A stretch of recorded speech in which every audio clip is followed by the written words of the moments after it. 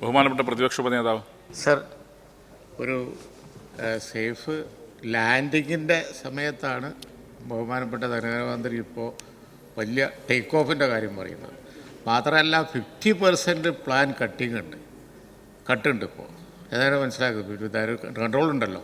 ധനകാര്യ വകുപ്പ് പാസ്സാക്കിയ സംഗതി തന്നെ 50% ചിലവാക്കുന്നുള്ളൂ. അവിടെ തന്നെ റെസ്ട്രിക്ഷൻ. ആ സമയത്ത് ബഹുമാനപ്പെട്ട ധനകാര്യമന്ത്രി ഇങ്ങനെ ട്രില്യൻ്റെ കണക്കൊക്കെ പറയുന്നതിൻ്റെ പ്രതീക്ഷ എന്താണെന്നൊരു പിടി കിട്ടുന്നില്ല. എന്താണിപ്പോൾ നമുക്ക് വരാനുള്ളത്? വല്ലതും വരാനുണ്ടെങ്കിൽ സന്തോഷം തന്നെ ഉള്ളൂ.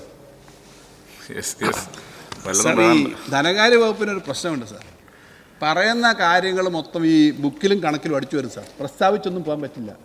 CAG കണക്ക് ഓരോ വർഷം ഓഡിറ്റ് ചെയ്ത് വരുന്ന കണക്കാണല്ലോ അടുത്ത വർഷം വരുന്നത്. അപ്പോൾ ഞാനിവിടെ ഒരു സ്റ്റേറ്റ്മെൻറ്റ് നടത്തിയാൽ ഈ വർഷം 1,78,000 കോടി സ്പെൻഡിങ്ങിലേക്ക് നമ്മൾ പോകും. ചിലപ്പോൾ അതിനകത്ത് 2,000-3,000 ഒക്കെ കണക്ക് വരുമ്പോൾ സെറ്റിൽ ചെയ്യുമ്പോൾ കാണും. പക്ഷേ 1,60,000 1,59,000 കടന്നിട്ട് 1,68,000 ഈ വർഷത്തെ ആക്ച്വൽ പോകുന്നു.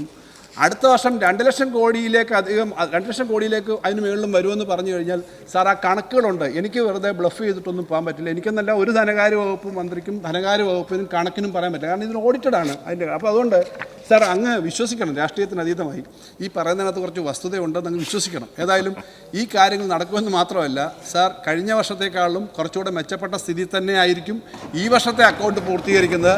സാർ, നല്ല സേഫ് ലാൻഡിങ് ഈ വർഷം വന്നാലേ സാർ നല്ല ടേക്ക് ഓഫ് ഉണ്ടാവുക. സാർ, ഈ വർഷം നല്ല സാമ്പത്തികമായ നല്ല ലാൻഡിങ് വന്നാൽ അടുത്ത വർഷം കുറച്ചുകൂടി മെച്ചപ്പെട്ട ടേക്ക് ഓഫ് ആയിരിക്കും. കുറച്ചുകൂടി കേരളത്തെ മുന്നോട്ട് കൊണ്ടുപോകുന്നത് തന്നെ ആയിരിക്കും അടുത്ത വർഷത്തെ ചെലവുകൾ.